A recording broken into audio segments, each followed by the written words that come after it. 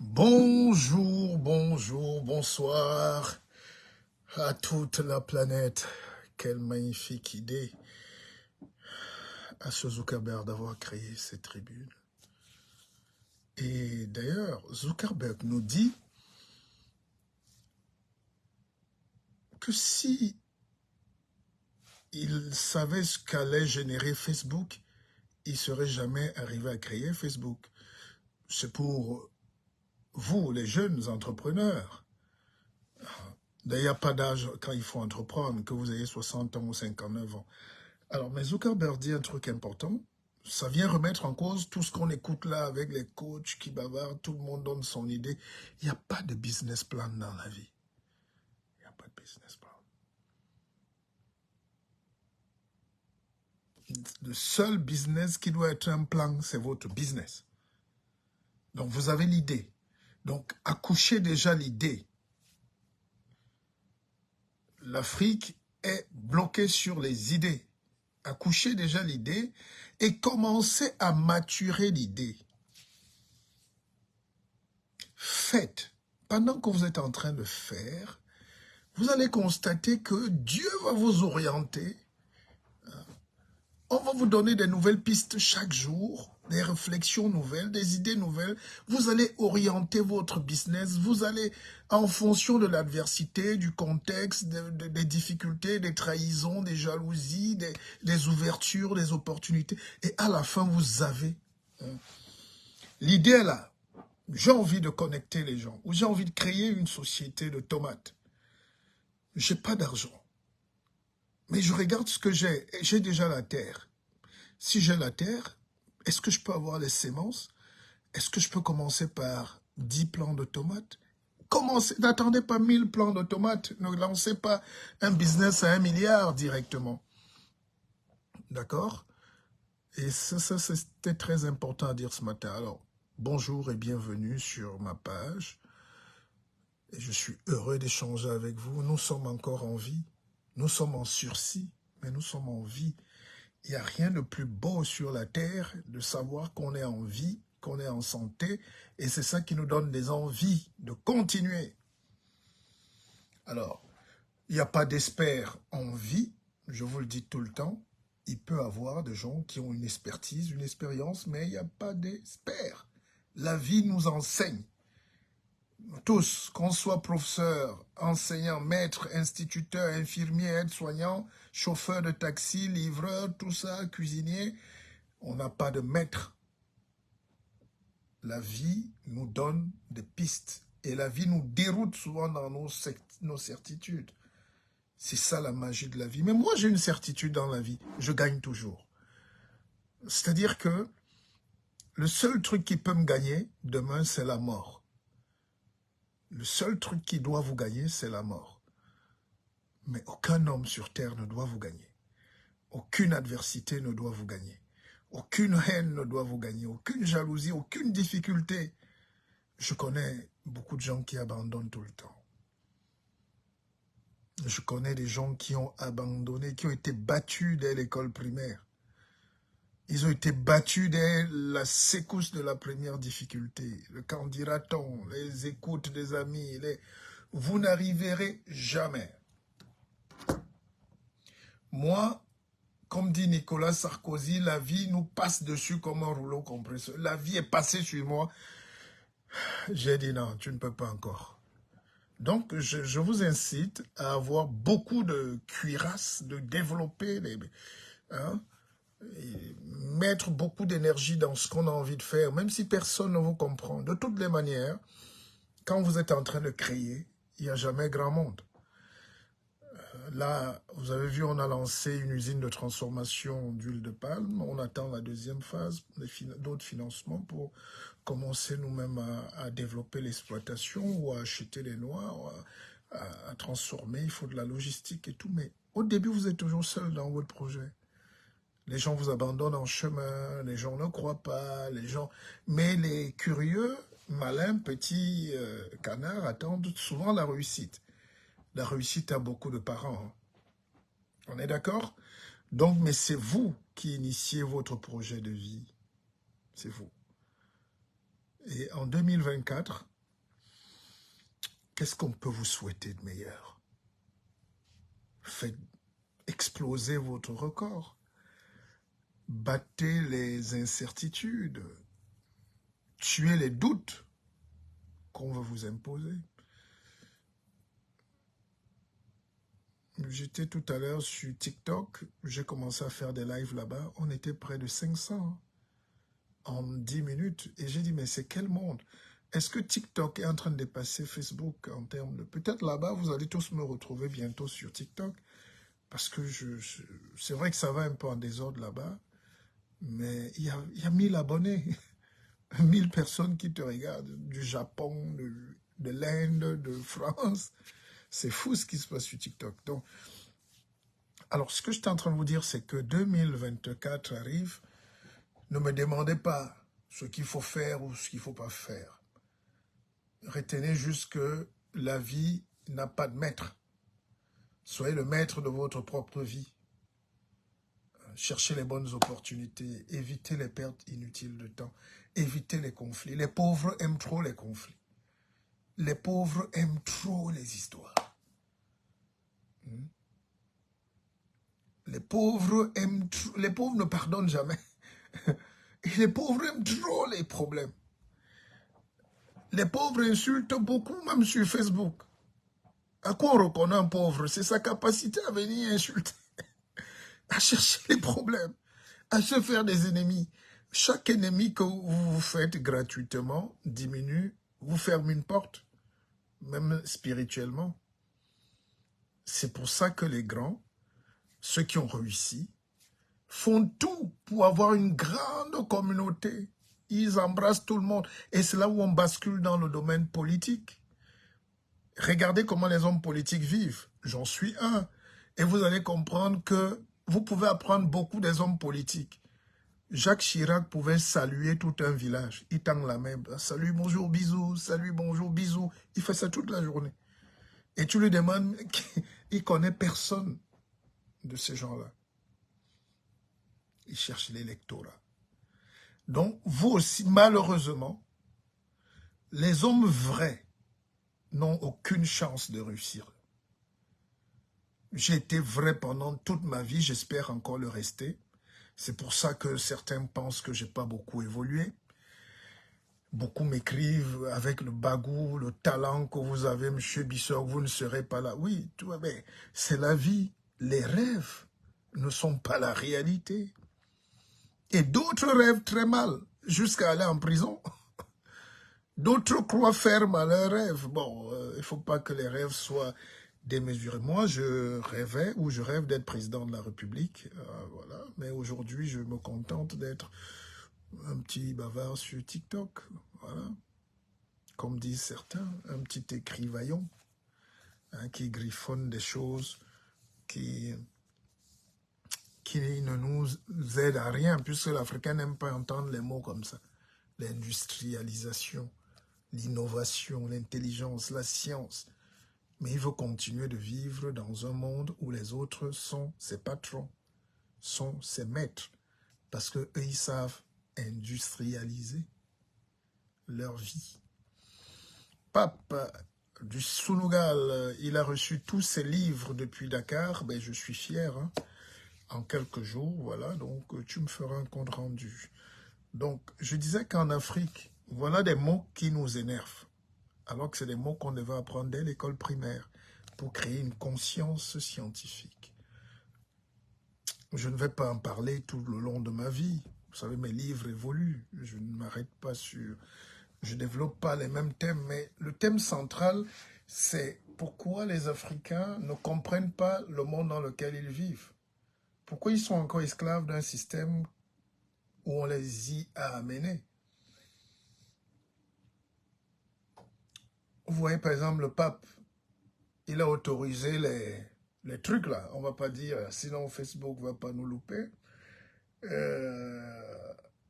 C'est quand même curieux. Mais moi, je ne condamne pas, je ne juge pas. J'ai appris à ne plus condamner ni à ne plus juger. Mais les Africains sont choqués. comme s'ils découvrent ce que c'est que l'église catholique aujourd'hui, l'église coloniale, une église qui a amené l'esclavage. D'autres vont relativiser pour dire oui, ils ont aussi amené la lecture. Il y a toujours un noir qui veut jouer les penseurs. Quand on dit que quelque chose est mauvais pour vous, acceptez que c'est mauvais. On a détruit vos cultures pour vous imposer un truc et vous êtes engouffré là-dedans. N'entrez jamais dans la voiture de quelqu'un, surtout quand vous ne savez pas où il vous amène. Eux, ils sont dans leur raisonnement, c'est-à-dire la parole de Dieu, comme ils l'entendent, c'est que les chiens vont avec les chiens, l'amour pour tout le monde, les grands, ils violent les enfants, les trucs, ils épousent même les chiens. C'est tout ça, c'est écrit là, c'est leur culture. Alors, quand vous entrez là-dedans, vous prenez leur sacristie. Ne dites pas après, non, ne relativisez pas, il n'y a pas un mal relatif. Hein? Ok, mon jeune frère né, je t'attends. Il n'y a pas de souci. Donc, il n'y a pas, quand vous entrez dans la conception judéo-chrétienne du monde, ils vont aboutir à tout ça. C'est un projet qui, le pape s'y a même hésité, mais bientôt les chiens vont épouser les chiens. Ça c'est, puisqu'on dit c'est l'heure de la bête, c'est écrit, mais vous ne savez pas lire. Et moi j'ai pitié des Africains qui se retrouvent là perdus. Ils ne comprennent pas le monde dans lequel ils vivent. Ils sont effrayés, mais qu'est-ce que vous faites dans un truc conçu par quelqu'un, par vos maîtres?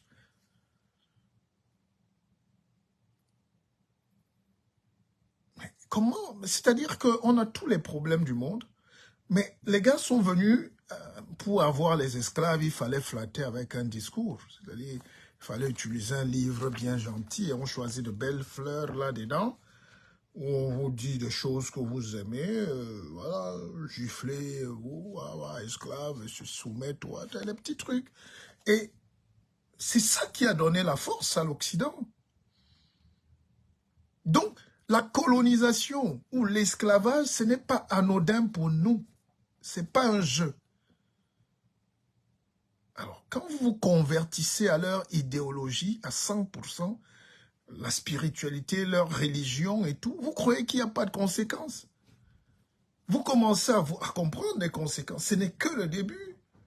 Quand quelqu'un n'a pas sa culture, on ne dit pas d'être fermé. Moi, je vis dans un monde où je rencontre des gens formidables, je fais des voyages, j'ai des amis partout, même au Canada, au Japon. Mais à chaque fois, je n'oublie pas qui je suis.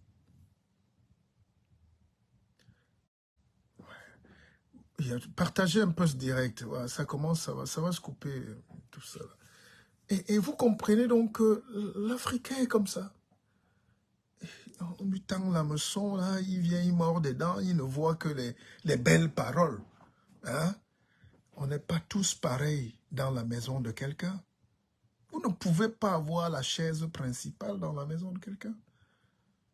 Même s'il vous adore. Encore que là, ce n'est pas le cas. On est venu vous piéger par l'esclavage. On est venu vous attraper comme des animaux. On est venu, et c'est ça qui a enrichi, et le Vatican, et tout ça, et ce système capitaliste qui a bâti le monde occidental, et tout l'Afrique aujourd'hui comme ça. Alors, pour inverser la tendance, vous faites un schisme. Le schisme est spirituel d'abord. C'est pas un jeu. Hein. Chacun fait ce qu'il veut. Hein. C'est une causerie. Alors moi, je vois des Africains, ils veulent la liberté en même temps, ils sont panafricanistes, mais c'est eux qui sont pasteurs des églises. Réveillés pour célébrer encore la même chose, pour célébrer un christianisme qui est en réalité un assassinat de la pensée libre. Ou bien, si vous voulez, qui est... Parce qu'il y a des intellectuels africains qui vont vous dire, on ne discute pas de la religion, c'est sacré, mais vous n'avez rien lu du tout. Tous les grands penseurs en Europe, pour libérer le peuple européen lui-même, a commencé par détricoter les tares de l'Église. Si vous lisez et les Kant, et les Nietzsche, c'est le surhomme nietzschéen, il fallait d'abord tuer le Dieu, il fallait tuer la religion. Il faut tuer la religion chrétienne pour créer une société détachée des dogmes religieux. C'est quand on a tué les dogmes religieux qu'on a créé les États-Unis. C'est quand on a tué, même s'ils se sont replongés plus tard dans l'apostologie, l'évangile, voilà, l'évangile. Mais pourquoi beaucoup de gens m'appellent du Cameroun? On m'a nommé là-bas ou quoi? Alors, donc, moi je voulais dire, je veux voir la tête des Africains qui s'engouffrent dans les choses des gens, sans un peu de retenue, sans un peu de jugeote, sans un peu de... Et vous voyez donc que tous ces gars-là qui travaillent en Afrique, les églises réveillées, les pasteurs, les apôtres, les ceci, sur Facebook, ils ne travaillent qu'à mener des esclaves vers les patrons qui sont cachés au Vatican. Et après, voilà les dérives. Ce n'est pas une dérive de plus, c'est une dérive éternelle. Ces gens-là ont présenté un visage hideux du monde, violer les enfants. Il y a 300 000 enfants violés en France, dans les églises depuis, c'est les rapports, hein, vous allez chercher. En 60 ans, c'est énorme. Ça, c'est les chiffres qu'on a. Et puis, c'est leur truc. C'est leur truc. Bon, donc, pour passer à un autre sujet, j'étais en train de dire que ce que vous devez retenir de beau dans la vie, c'est deux choses. L'amour, surtout en cette fin d'année. Donnez de l'amour aux gens, à vos proches. Donnez de l'amour à vos enfants. C'est l'essentiel. Donnez de l'amour à votre femme ou à vos femmes, si vous en avez plusieurs, parce que on ne va pas empêcher les gens d'être polygames ou de vivre leur liberté, à condition qu'ils assument. Donc, donnez plus d'amour à votre entourage. Aimez vraiment les gens que vous aimez. Et dites-le leur. Dites-le leur. Parce que après conclusion, la vie n'a de sens que quand on a l'amour. Parce qu'il y a deux phases. Il y a l'amour et là-bas, il y a la peur.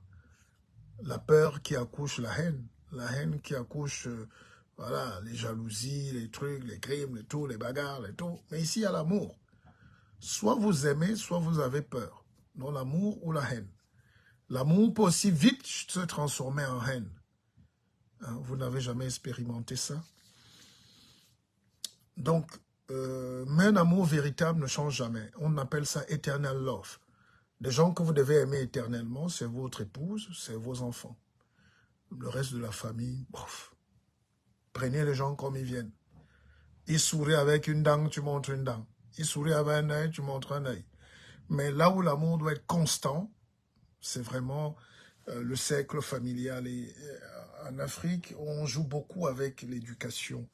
On joue beaucoup avec l'amour des enfants. On joue beaucoup avec notre descendance. On court vers autre chose. Si tu dis aux gens de choisir entre les enfants et l'argent, ils vont choisir l'argent parce qu'il faut réussir à tout prix. N'est-ce pas? C'est ce qu'on vous enseigne maintenant sur Facebook. Personne, je vois rarement les gens parler ici d'équilibre familial, l'équilibre, le socle de l'amour. Or, quand vous avez l'amour, vous pouvez être sûr, tout décolle dans votre vie. C'est un principe mystique. Les femmes, là, ne vieillissez plus chez vos parents ou dans vos appartements HLM à faire les femmes libres. Cherchez l'amour. L'amour n'est pas loin. L'amour est accessible à tout le monde. L'amour, c'est versé. C'est rare, mais c'est versé. Nettoyez les yeux, soyez honnête, choisissez quelqu'un qui vous aime. Et quand vous avez trouvé l'amour, vous créez un socle plus élargi sur les enfants, une petite pyramide, et là, vous commencez à dessiner vos projets sur un papier. S'il était minuit, j'allais vous montrer. Vous prenez un papier, un stylo, je vous montre à minuit, si vous êtes connecté. Et puis bon, voilà, vous commencez à dessiner votre plan de vie et demander cela à Dieu, et puis vous obtenez. D'accord? Alors, globalement, maintenant,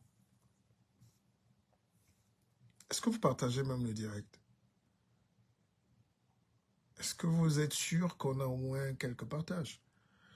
Voilà, donc,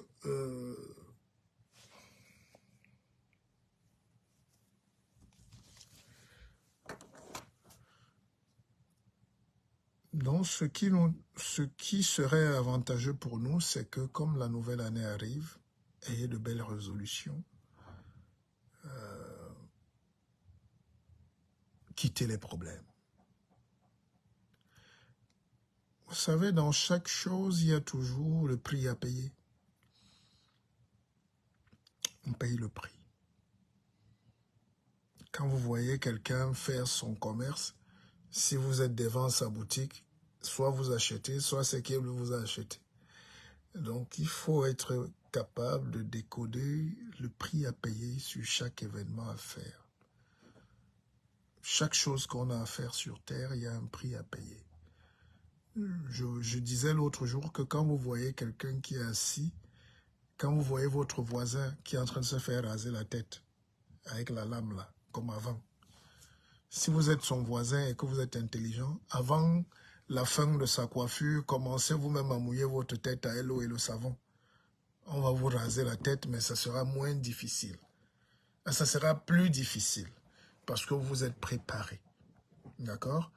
Parce qu'il y a des gens qui se sont moqués de nous hier, des gens qui croyaient qu'ils étaient des super grandes vedettes qui vont conduire même la nation, le monde.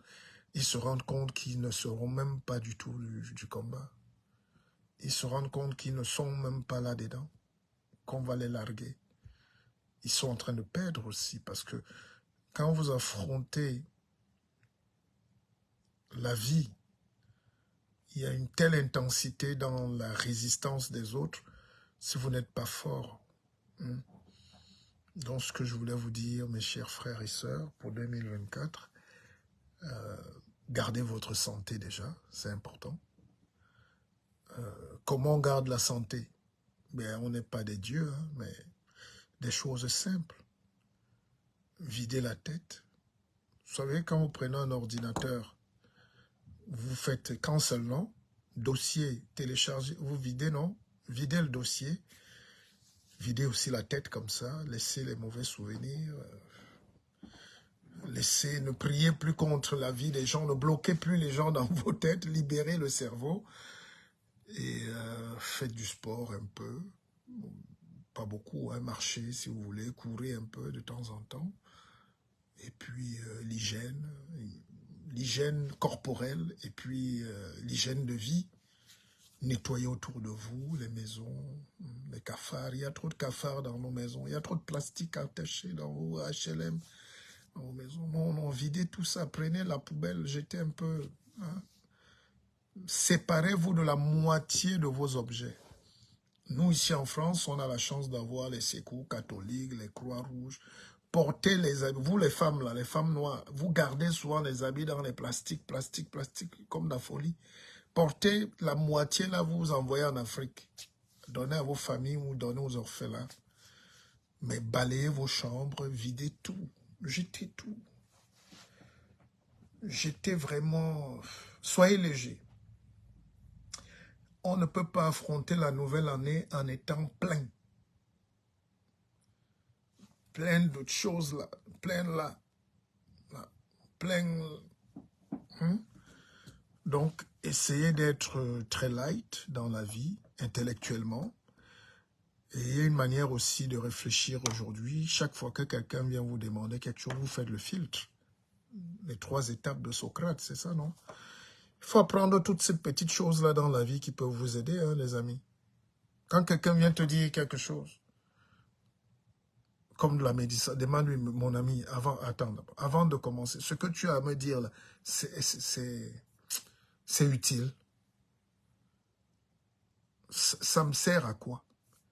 Bon, et quand tu m'as dit ça, c'est pour nuire à qui? Et tu dis, je ne veux pas écouter ça. Apprenez à dire, je ne veux pas écouter ça. C'est comme les lives. Choisissez les lives que vous voulez écouter. Moi, j'ai une amie qui écoute parfois des choses salaces sur le net. Et tu dis non, ça déstresse. Mais à force de dire ça, tu passes toute la journée à déstresser. Donc, il te faut vraiment des antidépresseurs. Ça veut dire, va à l'hôpital. Si tu écoutes ce genre de choses pour être déstressé. Donc, il y a des gens qui nous polluent l'air. Donc, la pollution mentale, la pollution intellectuelle, la pollution, débarrassez-vous de ces gens-là. Ils vous embêtent. Ils infestent. Ils dégagent une odeur malodorante de malveillance. En voulant s'attaquer à tout le monde et à tous les sujets, ils ne se rendent pas compte ils ont des bouches patibulaires de laideur, d'hideur, de méchanceté, d'aigreur. Fuyez les gens méchants. Moi, je crois que le monde peut encore être bien. Il y a encore des gens bien. Fréquentez de belles personnes. Ayez de bons mentors. Cherchez des gens qui vous apportent de la tranquillité. D'accord? Voilà. Cherchez de bons leaders. Cherchez des gens inspirants. Cherchez de... ne dites pas je n'écoute plus parce que... Non, non, non. On n'est pas obligé d'être du même parti politique. Vous voulez qu'on soit du même parti politique aussi? Je vous donne déjà du savoir. Vous voulez aussi qu'on soit dans la même cuisine? Non.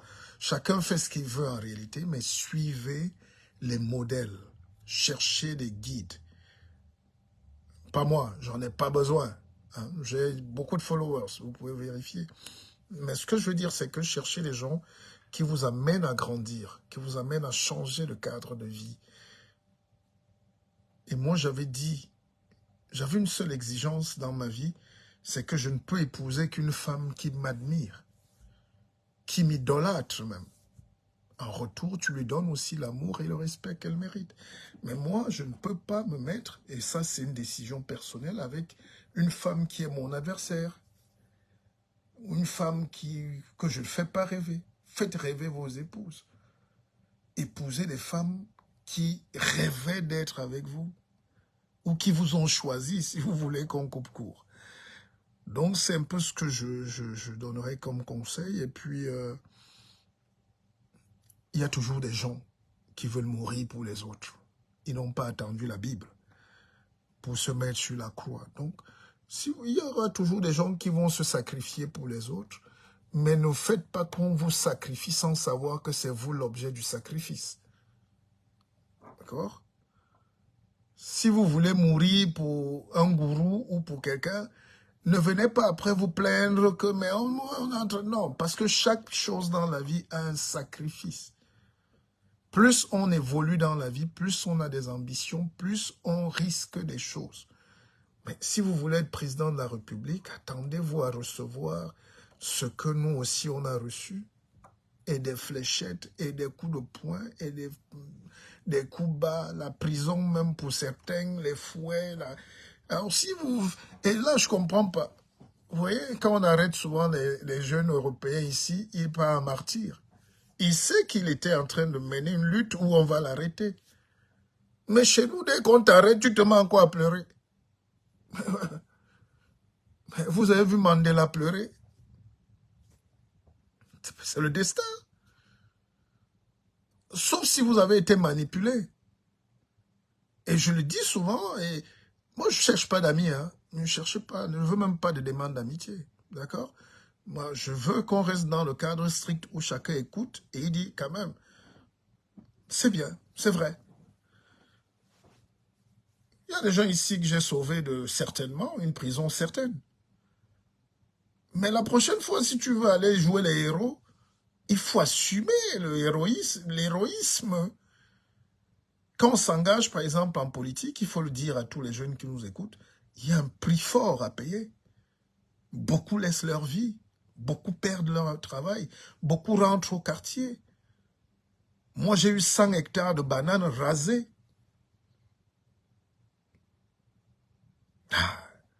Vous ne pouvez pas imaginer le prix. À l'hectare, 1 hectare de bananes, on va dire, vous comptez 1 million. Donc, vous imaginez donc comment, si vous n'êtes pas fort, vous vous relevez jamais. Alors, quand avec le recul, tu te dis, bon, je ne vais pas toute ma vie recommencer à zéro. Bon, là, peut-être je m'arrête même d'ailleurs. Les gens commencent encore à vous dire, oh, mais pourquoi tu t'es arrêté à lâche? Mais il est lâche, lui. Oh, mais vous savez l'énergie qu'il faut, c'est une vie. Les batailles que nous menons, généralement, ne sont pas simples. Tout le monde, là, vous avez des batailles que vous menez. Déjà, payer les loyers, nourrir votre famille, c'est des batailles. Ajoutez encore à ça des batailles où tu veux être maire, député, je sais pas quoi, ministre, président, alors. Et puis, tu imagines que ça va se passer à la bonne franquette. Donc, tu es le plus beau de la terre. Il y a un destin tracé. Même ceux qui croient qu'il y a un destin tracé, on se rend compte que la trace a disparu. Vous savez, quand le père Bongo est mort en 2009, son fils était ministre de la Défense, Ali Bongo, qui est aujourd'hui chassé du pouvoir, qui est un légume. Et même un mois avant la mort d'Ali, avant que son père ne tombe, le père Bongo disait que lui n'a mis personne au pouvoir. Il ne va laisser le pouvoir à personne. Mais il avait déjà quand même laissé tout à son fils. Quand tu es ministre de la Défense, quand tu contrôles l'appareil sécuritaire, la diplomatie, tout ça, des armes, qui peut t'arracher le pouvoir? Est-ce que vous comprenez bien? Mais même son fils, quand il est venu faire la conférence à Paris, parce qu'à l'époque, on travaillait dans un média qui appartenait à ce groupe familial, ou au Gabon, c'était la télévision à Paris ici. Et j'avais couvert un peu ces événements-là et j'avais même organisé la conférence. Et je voyais comment le gars doutait. Le gars doute. Il est venu en France chercher ce que vous connaissez vous tous. Un petit soutien. Mais le gars, il était nerveux, il était anxieux, alors qu'il avait toute l'armée. Il avait tous les milliards. Il avait toute la force. Il avait le parti. Il avait tout, mais il doutait parce que c'était pas évident. Alors, vous croyez donc que c'est des batailles? C'est les batailles de toute une vie. Voilà ce que je voulais vous dire.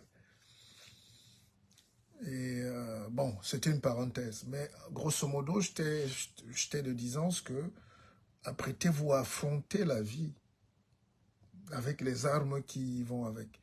Le malheur de l'Afrique, c'est que quand les colons sont arrivés, quand nos gens-là sont arrivés, eux, ils avaient les armes à feu.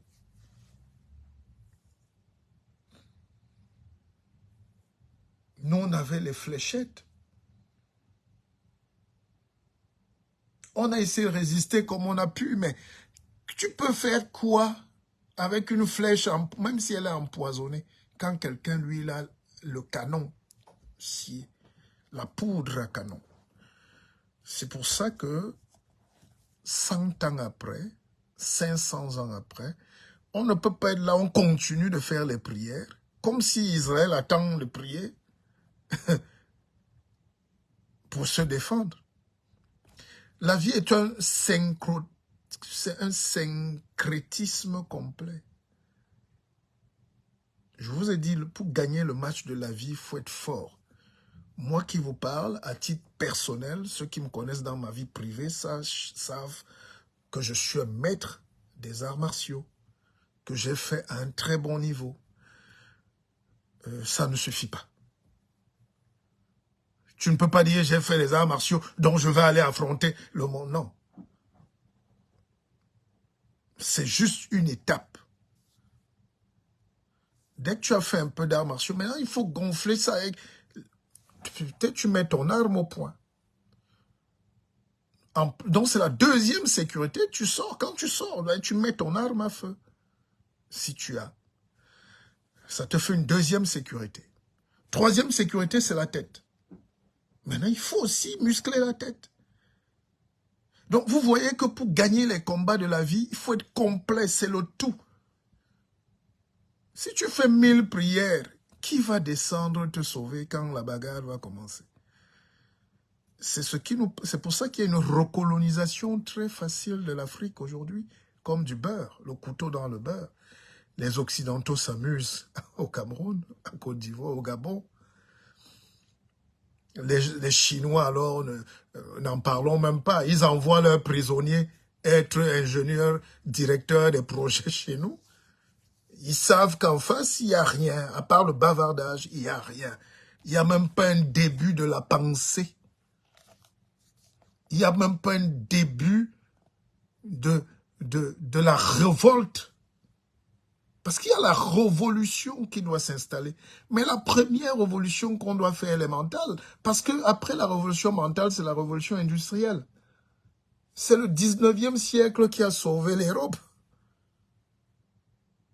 C'est le feu. D'accord? C'est le nucléaire. C'est les chasseurs bombardiers. C'est la science. Alors, moi, je viens d'Afrique, j'écoute tout.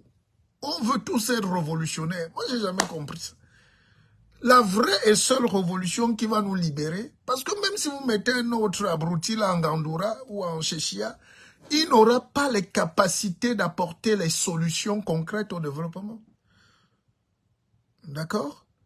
Or, nous, on croit qu'on peut gérer les problèmes de manière instantanée. Les problèmes ne sont pas instantanés. Les problèmes sont structurels et conjoncturels, donc chroniques. On nous a battus il y a 500 ans. Parce qu'on n'avait pas les armes à feu. On avait les flèches et les cailloux. Aujourd'hui, la guerre éclate encore. Les mêmes gens vont revenir avec les armes à feu. On aura toujours les flèches et les cailloux. Maintenant, si vous transportez ça sur le champ économique, alors là, je n'entends plus beaucoup de gens gueuler que nous sommes des Africains. Mais vous ne pouvez rien faire du tout. Être Africain ne veut rien faire du tout. Mais si l'armée belge revient au Congo, là, ils tapent le Congo en 10 minutes, c'est ça? Ils rasent tout le Congo en 10 minutes. On est d'accord? Si l'armée française revient au Cameroun, là, déjà ils avaient bombardé au napalm, ça ne va pas leur prendre, allez, 30 minutes pour dégager tout ça. Parce que c'est eux qui vous ont fourni même ce que vous avez là-bas pour défendre. Et vous imaginez bien qu'ils ne peuvent pas vous fournir le fleuron. On ne donne jamais tout. Hein? Même moi, quand je fais mon live, j'enlève juste les gens qui trichent là, qui copient. Non, je vous donne seulement 1/1000e de ce que je dois vous donner. C'est la vie. Donc, économiquement, vous voyez partout prospérer. Et les casinos, les carrefours, les ceci, les grands magasins ouvrent encore. Mais que vous appelez ça comment? Je ne condamne pas. Hein? Moi, je ne suis pas là-dedans. Je ne suis pas un panafricaniste aigri. Hein? J'écoute les autres là, ils jouent, ils vont se cacher en Russie. Vous dites que l'Afrique a des dictateurs. Vous arrivez en Russie, Poutine dit qu'il est là jusqu'en 2050. Là, vous vous taisez. Vous dites, non, là, c'est comme c'est Poutine. Non, est-ce que dictature a deux mots? S'il y a les dictatures en Afrique, il y a les dictatures. Bon, mais là-bas, c'est que c'est assumé. D'accord? Et là, vous ne faites plus... Bon, moi, je veux donc que la Russie aussi nous amène... On est fatigué des Kalachnikov. Je veux voir des magasins russes. Je veux voir des universités russes pour qu'on fabrique aussi la bombe atomique. Je veux voir aussi, voilà, les technologies. Moi, c'est ça qui m'intéresse. Je suis entré en politique à l'âge de 15 ans. Donc, ça fait 35 ans bientôt. D'accord? Je peux vous dire que j'ai fait toutes les marches possibles. J'ai traîné partout. On a gueulé, hein? Vous êtes témoin. Donc, moi, je n'invente pas mes CV. Vous avez mon histoire. Même la politique aujourd'hui, les gens veulent jouer les héros, mais si nous, on n'avait pas créé des tribunes, on n'avait pas risqué, on n'avait pas dit des choses dans les radios, les télés, avec beaucoup d'énergie, mais vous ne serez pas là, d'accord? Donc aujourd'hui, avec le recul, je veux vous dire quand même que nos États sont encore tenus. Ne voyons pas ce que vous voyez là. Hein?